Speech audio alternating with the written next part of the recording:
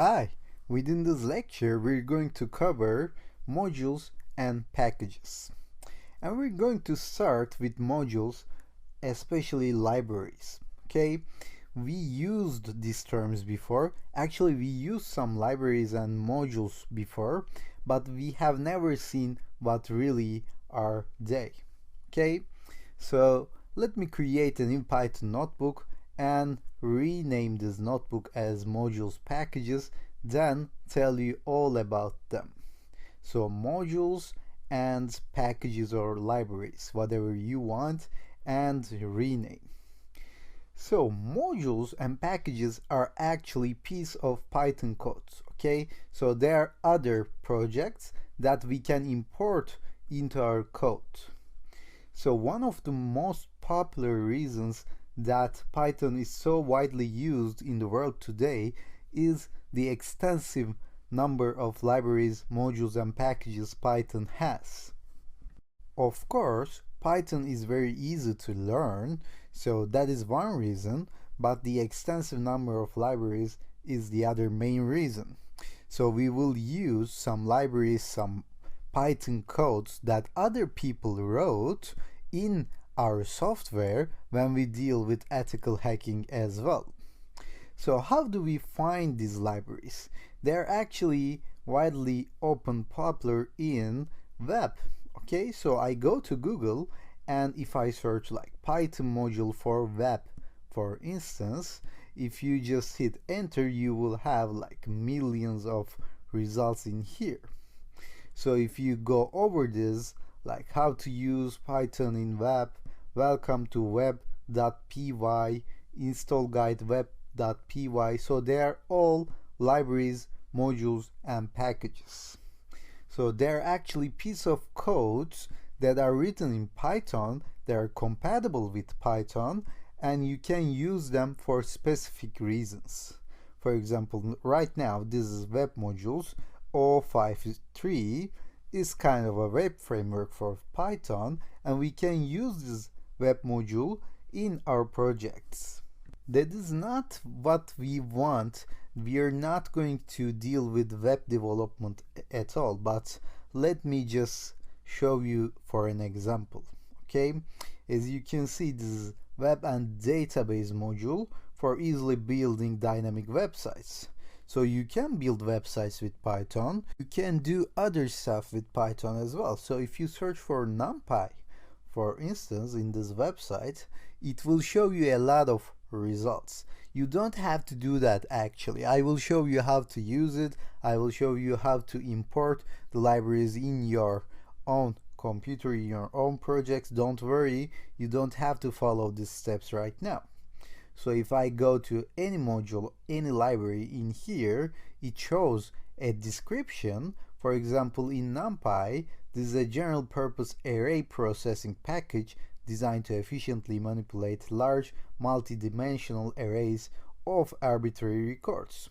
So if I want to use this NumPy in my own project, all I have to say is just say import NumPy in here. Then I can use NumPy methods, NumPy variables, NumPy features in my project. But in order to do that, NumPy has to be present in my computer, because as I said before, this is actually a piece of code. So this code has to be in my computer so that I can use it. Right now, NumPy is actually installed because it comes pre-installed with Jupyter Notebook. So you can just use NumPy in your project right now. But for some reason or for some other libraries, it may not come as pre-installed. So you have to manually install the projects, install these libraries in your own computer. So how do you do that? If you search for terminal in Mac, or if you go to CMD, your command prompt in Windows, that is where you're going to install these packages. So let me open a new terminal here, because this runs the terminal for Jupyter Notebook right now. So if you click new here, and then let me make this a little bit bigger, So you have to search for cmd and open command prompt in Windows. Then you will get the exact same terminal in here. Okay, so I think you can see it right now. All we have to do is just say pip install. So pip is like a tool that lets us deal with Python packages and libraries. Okay, if you go to any website that concerns this kind of packages, you can see the installation guide. As you can see here, we have to run pip install numpy in order to use numpy in our computer. So as you can see, for another library it says pip install numpy cloud. So you can find this in web, in Google, and you can just download whatever you want in your own computer. For example, if I just say pip install numpy and hit enter, it will say it's already satisfied. As I said before, it comes pre-installed, but if it wasn't, I would have just downloaded it in this way. So now you know how to install and use packages, modules in your own computer.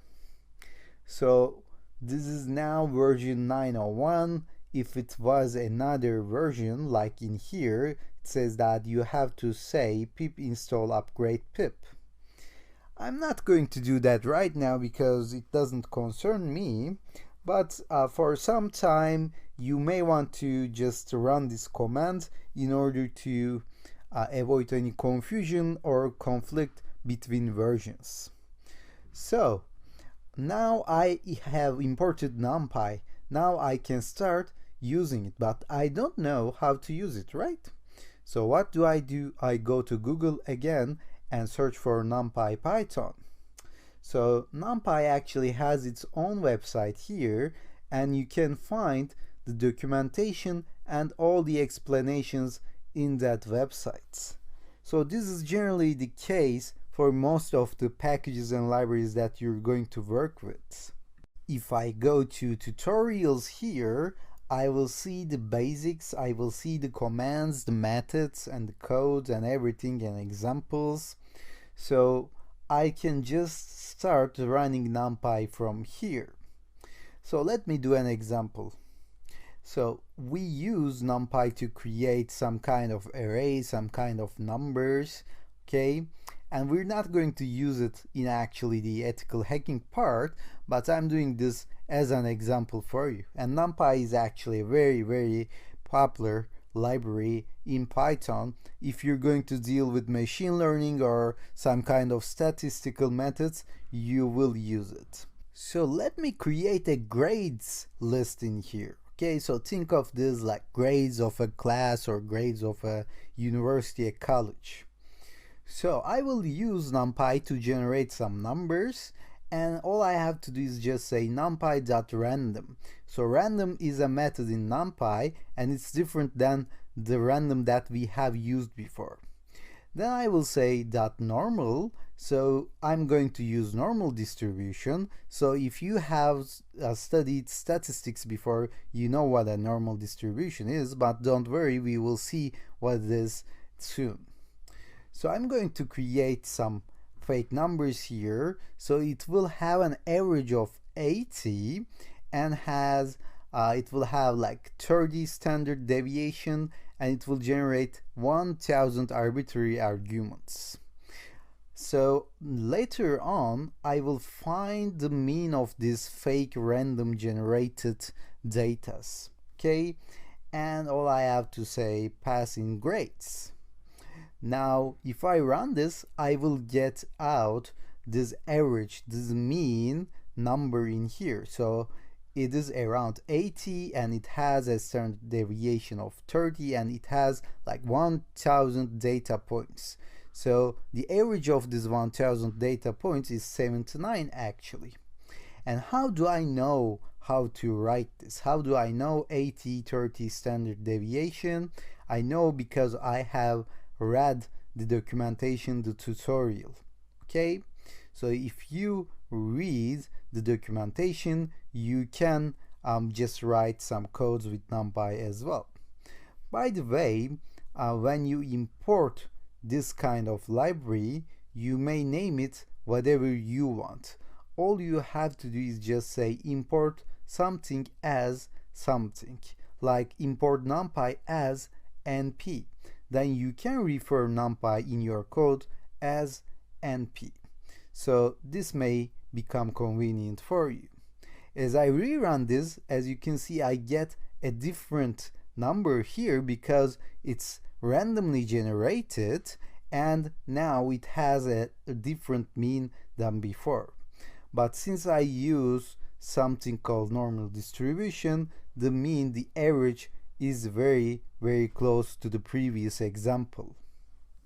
Now let me show you another library in here. It's called Matplotlib, and it actually lets us to draw some graphs in our code.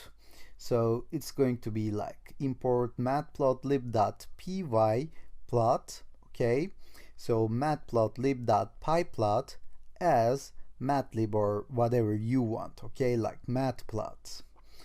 So after this, I will use this matplot to plot out, to draw a graph for my randomly generated numbers in here. So I will draw an histogram and I will pass in my grades.